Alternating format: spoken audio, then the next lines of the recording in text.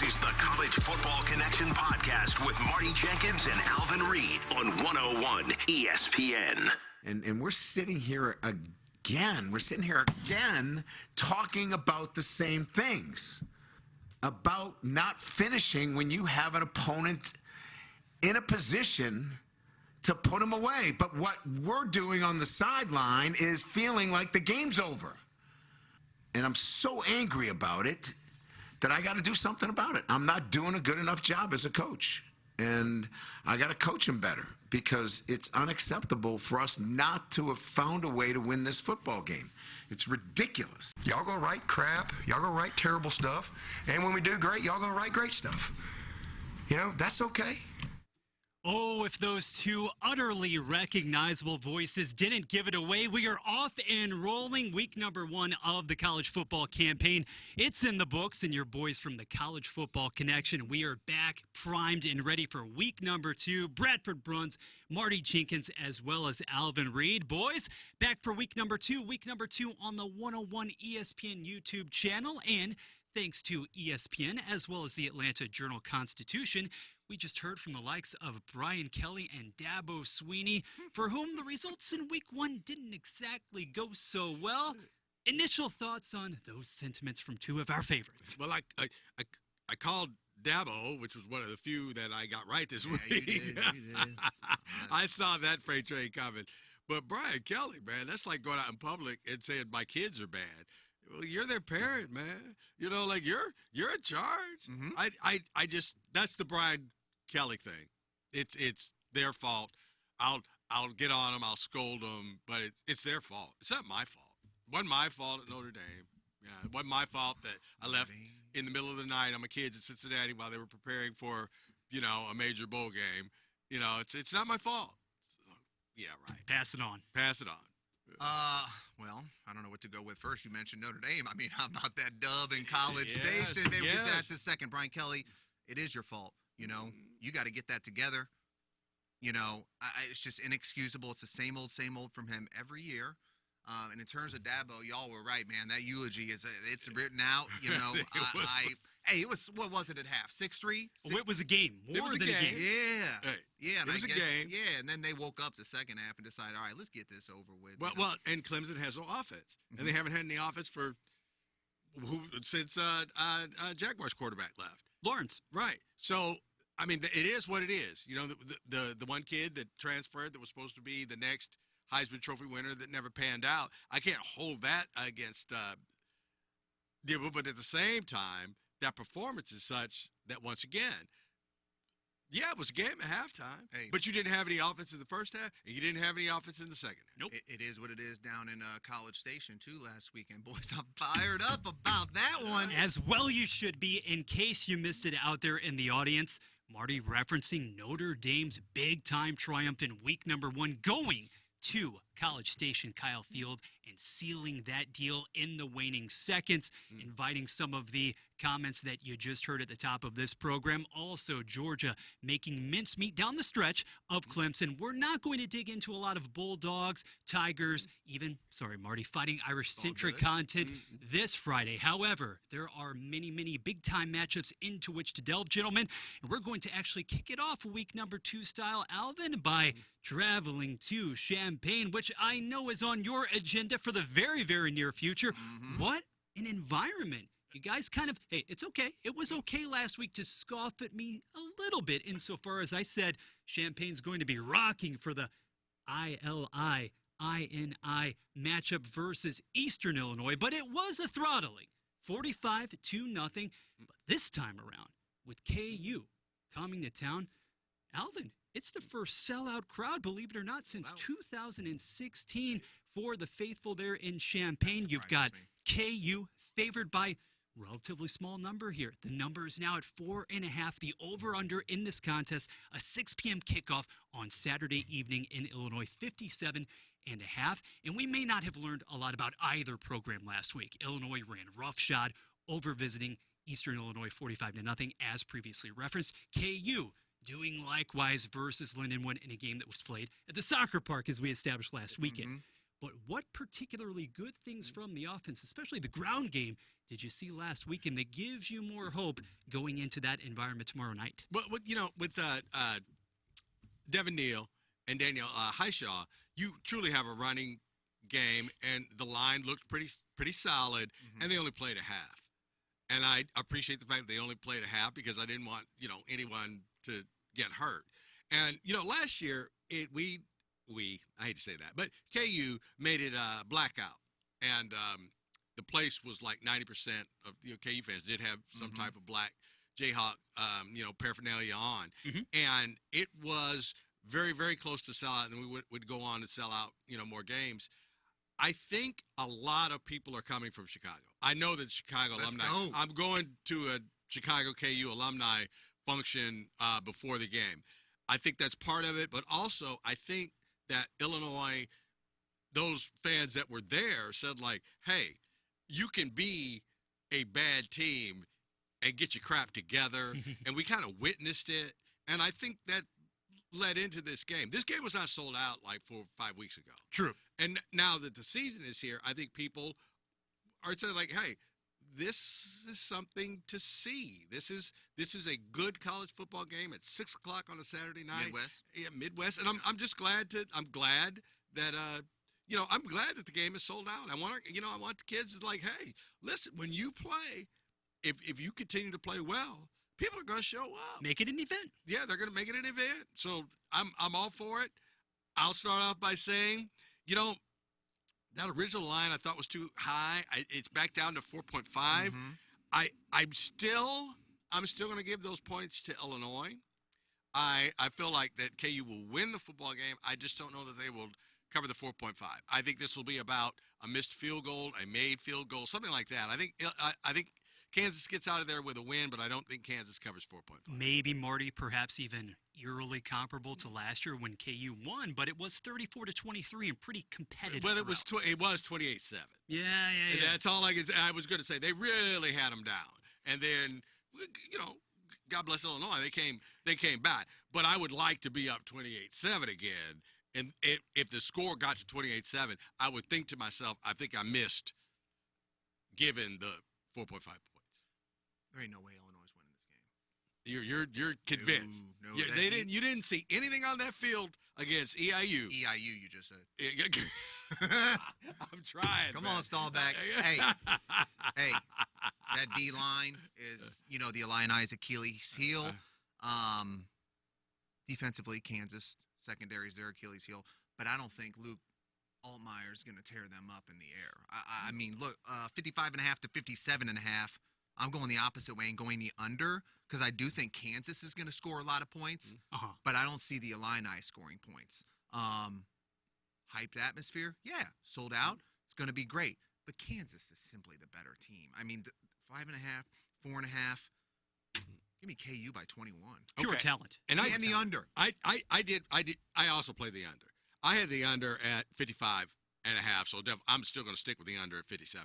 As bullish as I was, guys, on Illinois last week, and I frankly thought, hey, this team can open up a can against Eastern Illinois. It did just that. Yep. But I need to see not only consecutive weeks, that type of performance, that type of offensive output, especially from the quarterback position, but to do it against a representative opponent. KU is precisely that.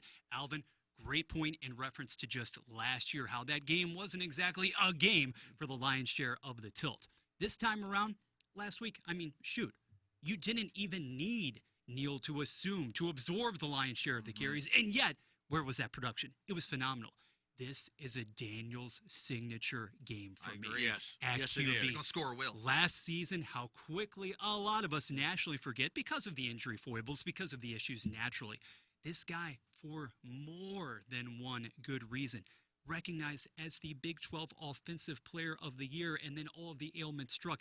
This is going to be not a coming out party for him per se in 2024, but he is going to absolutely have a heyday against this Illinois secondary. I If agree. that line, and it is a question, we'll see a couple of series in just how effective those guys can be in pass pro.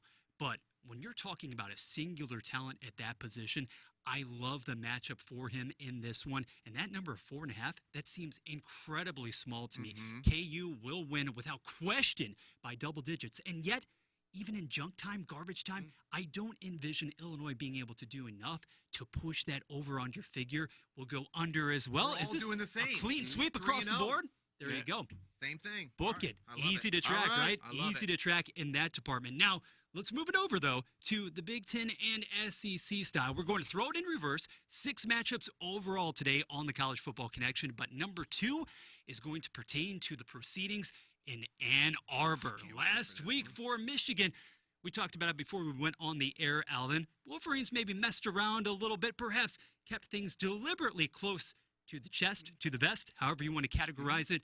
But into the fourth quarter, hadn't completely pulled away from Fresno State, whereas Texas was everything and then some in its preliminary game. We have 2 of the 4 teams, gentlemen, that played for it all last year in the college football playoff. This is an 11 a.m. kickoff, the Big House. Michigan right now, the defending national champion, not favored. Texas has the edge at present, number 3 Longhorns, favored by 7 now. That number, it's hovered a little bit. It has fluctuated. It was at 7.5, now down to just a touchdown and an extra point with an over-under of 42.5. I'm intrigued to see what Michigan is able to do in terms of protecting its own house and just how well this defense, which is still that calling card, especially now, make no mistake about it, how much of a pass rush can be generated, how much consistent pressure can really be thrown out there against Quinn Ewers. It's a very intriguing matchup for me on paper, and the environment to me, Marty, it means everything. The environment in and of itself creates a sizable advantage in that regard for Michigan. Will it be enough? I don't know about the quarterback position.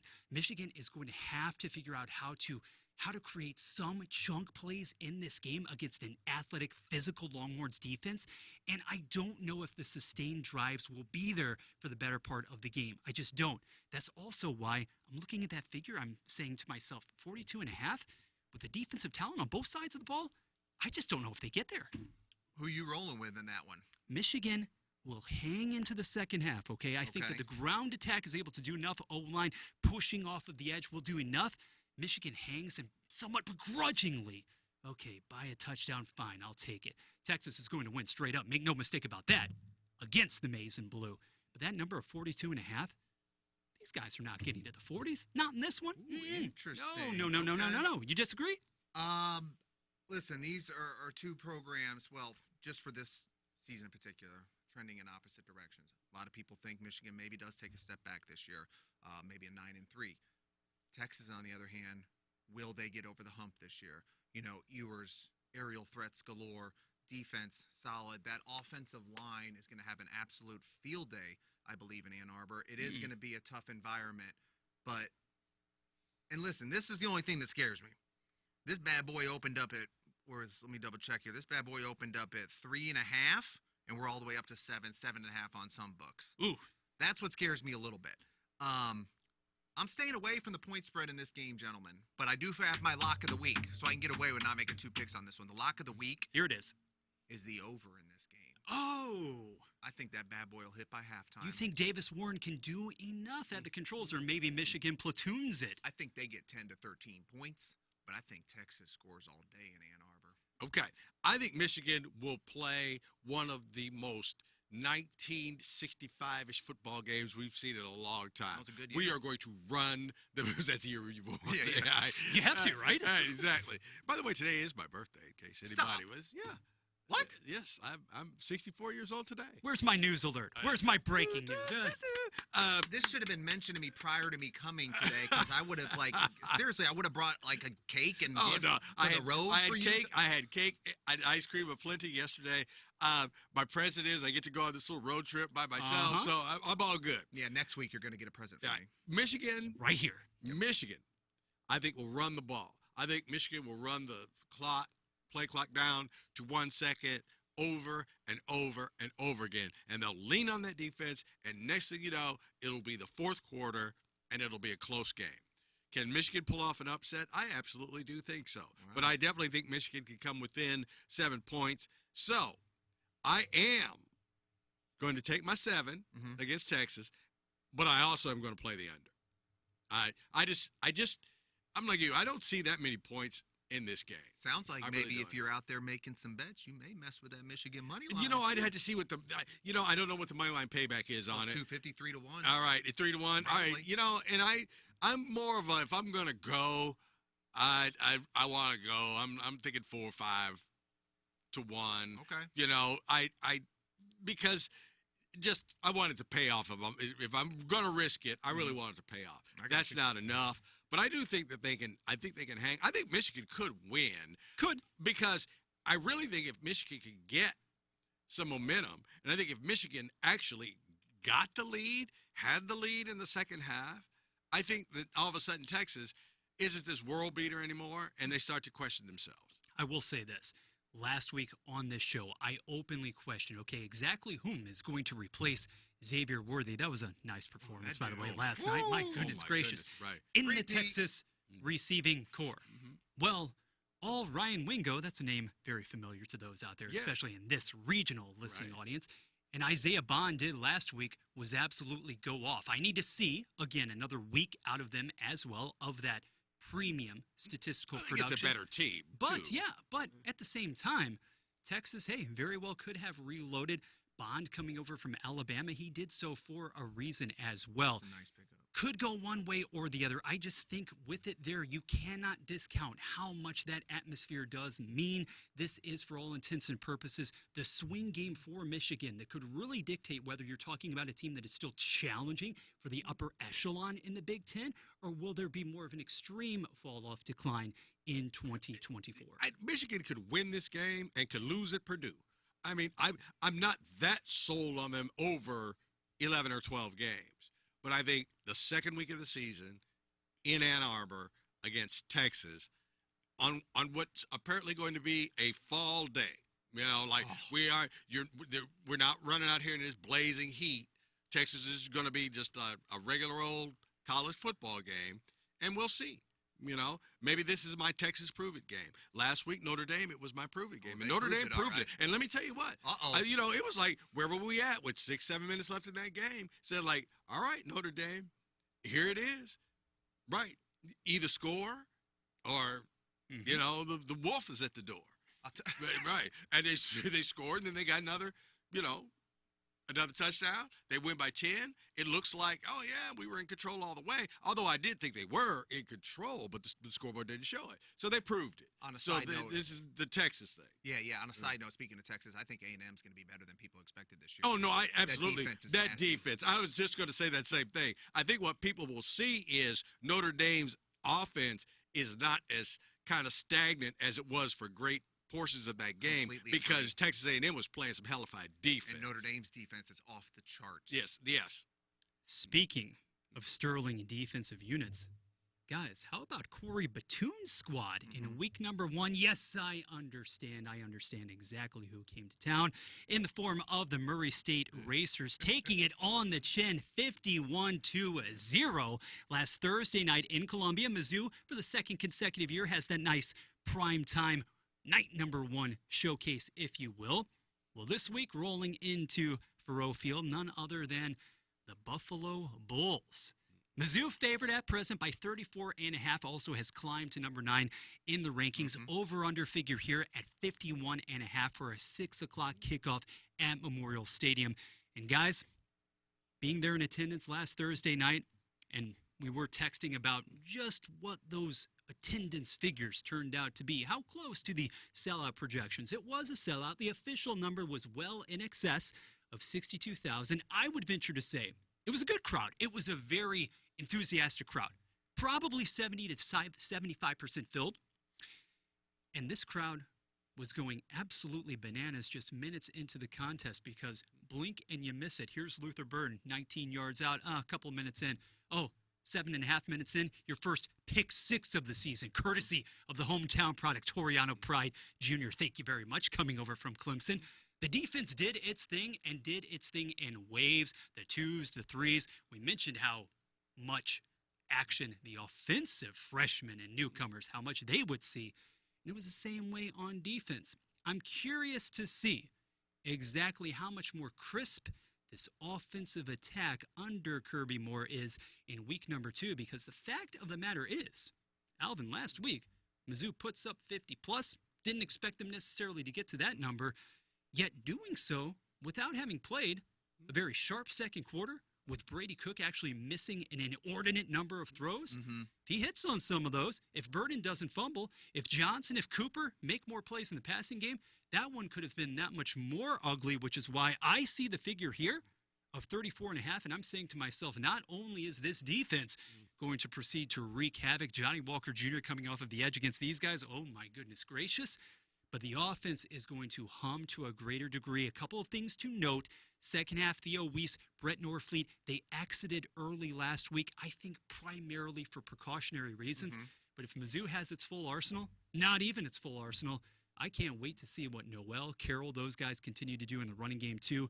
Mizzou in a rout here, 7-touchdown affair, I'm telling you right now. And because of the Tigers' offensive prowess, give me the over in this contest too. All right. I'm waiting to see if Buffalo's coach could be as nearly as stupid as Murray State's coach was. Pete Lembo. Hey, come on, man. Let's onside kick. Let's get Missouri the ball at our 45-yard line. I saved that voicemail you sent me, by the way. All right. Then, hey, let's go for it on our own, 34-yard line? Sure. Yeah, sure. What? And all right, so now you're down 14-0, and your kids are ready to just go back. Can we just leave now? It's really hot, and they're about to just beat us down. Can we just go? They play 10-minute quarters elsewhere in the nation. Could have gotten to that point in Como, too. Yeah. So I do believe Buffalo will be a little bit more like, hey, we're going to kick the ball off. Let's hold them. And the first time we have to punt, we're going to punt. Yeah. Okay? And we're not going to just, capitulate 5 minutes into the ball game. But I'm with you. I think Missouri covers. I think we're going on the over, too. I do. Buffalo, the MAC, they do play some good football, but Buffalo is coming back. They're not in the upper half of the MAC this year. We'll see. I got a feeling about this one. Oh, so first off, Alvin, Mizzou over, Bradford, Mizzou over as well. Listen, it is the MAC, respectable football. They have a solid, experienced running game over there, okay? And first off, I was surprised to see this was only 51.5.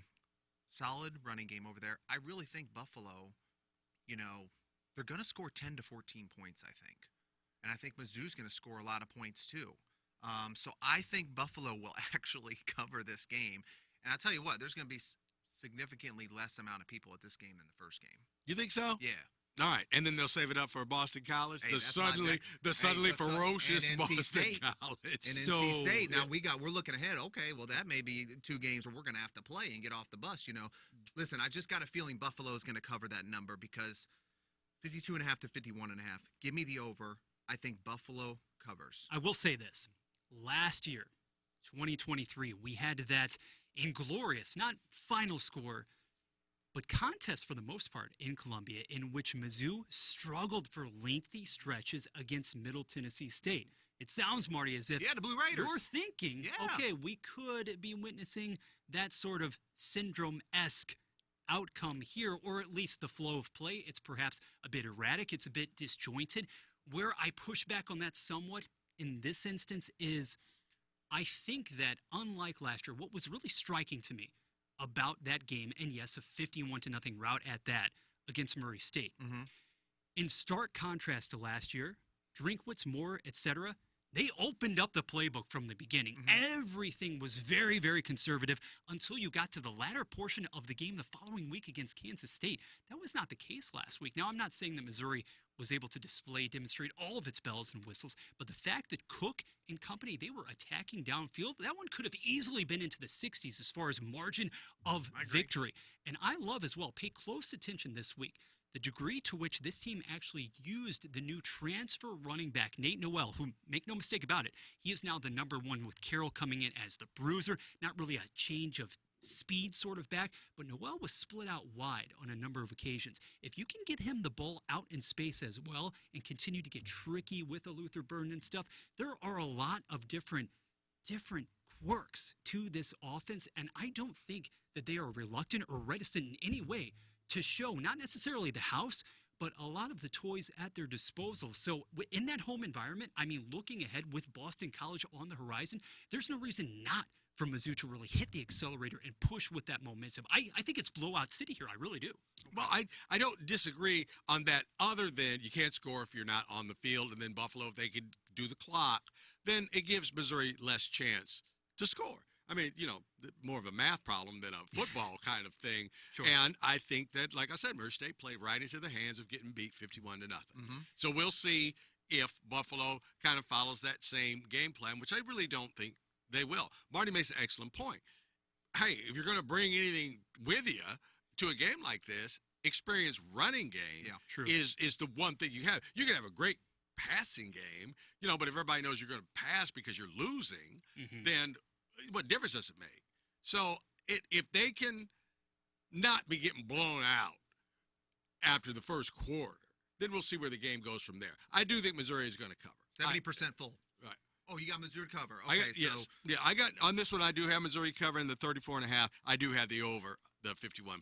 10-4. And I do think there will be less people at the game this Saturday than last Saturday. Yep. Fair enough. Fair enough. On the subject of potential offensive explosiveness, the final featured game for us in week number 2 of the College Football Connection podcast and video presentation on the 101 ESPN YouTube channel, as well as 101ESPN.com. Let's dig into number 14 Tennessee, boys.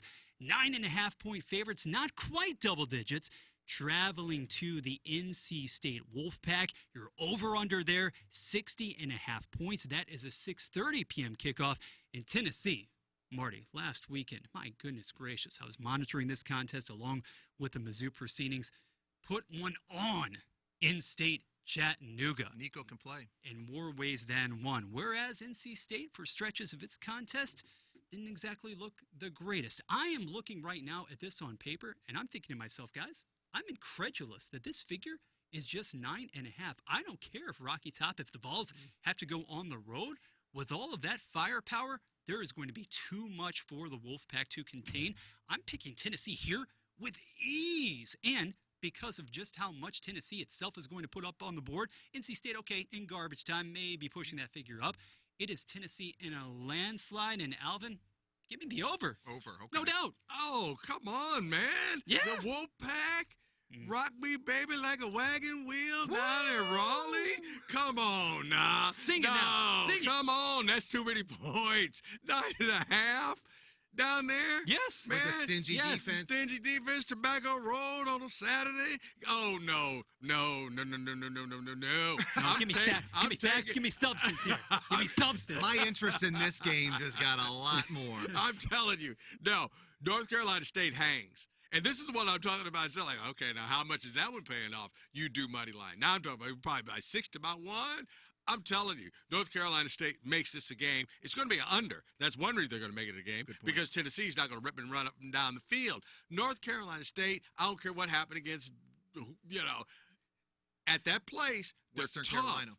And North Carolina State has been playing some good football over the last 3 years. Yeah. In the fourth quarter last week. Yeah, Otherwise, right. I understand. But, I'm not holding against Michigan that Fresno had the ball out 7 points and deep in the second half. touche. Right. So, a lot closer than that. Tennessee does not blow out North Carolina State. North Carolina State makes it a game. Just as you are confident that 9.5 isn't enough, I'm confident that 9.5 is way too many. I'm taking North Carolina State to cover. I am going with the under. Marty, was this not at 7.5 just a couple of days ago? This line is ballooned. I can't. Listen, this is a really tough one. Nico and that offensive line, they're going to score some points. But at the same time, that North Carolina State defense did underachieve last week. But coming into the year, accolades galore, especially in the secondary. I think I'm staying away. I'm staying away from the point spread in this game, gentlemen. I'm sorry. I researched this a lot. I couldn't come to a conclusion on how I wanted to roll here. But I'll tell you what, Alvin, I'm with you. I think it's the under all day in this contest. All right. I do too. I just think this is just going to be a little scrap. Yeah. I don't have that much confidence in Tennessee being that team. All right. Yes. Tennessee is an SEC team. I think don't- Tennessee wins, by the way. Yeah, me too. Okay. All right. But I don't see Tennessee as an SEC power. I mean, if Alabama played at North Carolina State, I mean, would they be any more than a 9.5-point favorite? Yes. But how much more? That's what I'm saying. 14 to 17. Oh, you think they really Yes. at the top of the LSU Without a before doubt. last week? I mean, I'm just. You could be right. You know, I'm just saying that I'm not ready to. I'm right. You know, I'm not ready to crown their asses. You know, like That's a drop. I'm just saying that Tennessee. All right, Tennessee. I will gladly come in here next week, and along with your belated birthday cake and any other refreshments that we may have in here, I will eat all of those items as well as the crow. If Tennessee doesn't go off in this game, Nico himself may ensure close to, I'm not even kidding, 40+ for the Volunteers in that environment. And here's why. You mentioned the slightly reconfigured or different-looking personnel-wise defense, Marty. Okay, NC State, maybe some options there in the secondary. Lost your leading tackler. Now, it didn't matter. It didn't matter last week. Nico isn't going to be able to shred this secondary, especially a secondary that is missing Boykin because of the ACL injury. You're going to be able to throw over the top and attack vertically all night long. Okay. All night. But they got to pass. All right. Yeah. You spy him so he can't run. Okay. All right. Maybe the Chiefs should have tried that last night Yeah. in their game a little bit, but actually they did. But that guy's pretty good, right? I think they could keep Tennessee within striking distance the entire game. Defensively, their front seven really is pretty good. Yeah. And I think pretty good is good enough at home against Tennessee to keep you in the game against Tennessee. We'll see. We have a couple of Blitz picks as well to conclude week number 2 of the College Football Connections. You will hear these each and every week. We're going to go in a pretty fast and a pretty furious fashion, beginning with, 11 a.m. kickoff. The Big 12, as we mentioned in the text chain, getting a lot of love from us this week. So let's look at the Oklahoma State Pokies matching up against Arkansas, which scored on each and every drive last weekend, put 70 on the board, but the Hogs must travel there to Boone Pickens. Okie State is favored by 10 in this contest. The over-under is 61.5. 11 a.m. kickoff. Marty, will Gundy's squad come out firing? I do like Gundy's squad this year, and you mentioned 59.5 to 61.5. I am going the under in this one. I think there's too much experience, offensively for the Pokes. It's gone from 8.5 to 10, okay? I'm going to take them to cover and the under in Stillwater. Arkansas plays a decent football game. Arkansas is an SEC team. Oklahoma State has a tendency to drop one early they shouldn't have and drop one late that they shouldn't have. This will be the one that's early. I'm going to take my 10 points. I'm going to take Arkansas. I'm going to make 10. Double digits? Come on now. Arkansas can hang within double digits. I'm also going to play the under. Eskimo Oklahoma Joe's, State, baby. Yeah, Oklahoma State wins. You been there? Yeah, well, yeah. Been there twice. Yeah, exactly. One season ago, Oklahoma State in week number 2 lost at home to South Alabama. Yes, I'm not saying that that's going to happen But here. I know from following them for many years, Oklahoma State stubs their toe early. They stub their toe late. And Did there you say will the be- under as well? Sorry. Under as well. Okay, sorry, Bradford. There will be a stub in the sense that Arkansas is going to hang in this game for the vast majority of the action. Give me the Razorbacks. I'm almost pulling the trigger to have that team win outright. But no, Arkansas against the spread. And that figure of 61.5, goodness gracious. I know that Arkansas put up 10 touchdowns and 10 total drives last week. That was against Arkansas Pine Bluff. But more of that physicality, it is going to rear its head in week number 2. Razorbacks looking decidedly better to begin 2024. So the picks locked in for that particular matchup. Who's that offensive coordinator in Arkansas? It's kind of shameful, but your boy, he's back. He's back. Doesn't need that brace now, does he? All right, let's talk about this dude again. We have to. Neon Dion. What a way to finish this weekend. Colorado traveling to Nebraska. The Cornhuskers are favored by 6.5 at last check. Over-under in this interesting affair, gentlemen, set at 55.5. It will be a prime-time game Lincoln gonna be for rocking. Coach Prime's troops. 55.5. The Buffs, actually, have won 3 straight in this rivalry. Old-time rivalry, big-time rivalry versus the Huskers. Last year, it was a 36-14 final in Boulder. But at that particular time, Marty, Nebraska didn't exactly have the individual who is now the signal caller. Are they calling him Patrick Mahomes Jr., Mahomes' little cousin, little relative, whatever? In any event, this true freshman is getting people excited on campus, and I am excited to see what this Matt Rule coached defense is able to do against Colorado, because I'm telling you right now, guys, last week, Colorado, in so many different respects, nearly flat out embarrassed itself versus North Dakota State, rescued by Hunter and Shador. But when you have your longest rush in the game is an 11 yards, and I know Deion says it doesn't matter. We're taking what the defense gives us. This team can't run the ball. You go to Lincoln, Nebraska, you can't run the football whatsoever. I don't care what Hood does. I don't care if Hunter eclipses 200 yards. I don't care if Shador throws for nearly 500. Because if you can't move the chains and be able to beat Nebraska or match Nebraska at its own game somewhat, you're not hanging in this tilt. You also had a couple of head-scratcher officiating calls. Exactly. In that game, too, that, They could be looking at 0-1. Yeah, they were basically, that allowed Colorado to kind of run the clock out in that game. I'm telling you, this one was tough for me, okay? Me too. I know Matt Rule is there, but I watched that Nebraska game last year. Nebraska had no offense, but yet Nebraska was actually in that game really well into the third quarter, like with no offense. And, they're going to have some offense, all right? But this is my Waterloo. I think you're going with me. This is my Waterloo, Neon. Come on, man. This is my Waterloo. I think Colorado's going to beat Nebraska. I completely agree. I said I think Colorado's going to beat Nebraska. So by which, I'm going to take my 6.5 points. Okay, and I do believe it's going to be an over. I think, like you said, I think Colorado will score their points, but I think Nebraska will score some points. But I think Colorado goes into Lincoln and beats them in this game. But I definitely think that Colorado covers. What's the recipe, though? How does that happen? How is it strikingly different? How do they clean up all of the issues along the offensive line? How do they give Sanders any time whatsoever? He's as good as they come with respect to improvisation, but this is a different thing. I think they just go playground. I think he just runs around and throws the ball. I think he's going to pick apart that secondary. I don't even think they'll by the second half. I don't think Colorado will be even like calling plays. I think they'll be like, I can't go that far. I think they'll be hike. Y'all go out. I'll run around. I'll find you. We'll keep scoring, and Colorado won't be able to keep up with. This doesn't work in the Big Ten. This doesn't work in the Big Ten. But it works in Nebraska. Hey, you're talking about Nebraska now. Come on. Hey, listen. This is one of those, like he said, what picks. But I do think Colorado is going to go there, and he's going to be sitting at 2-0 again. And they're going to be 3-0. They're going to be 4-0. And he's back.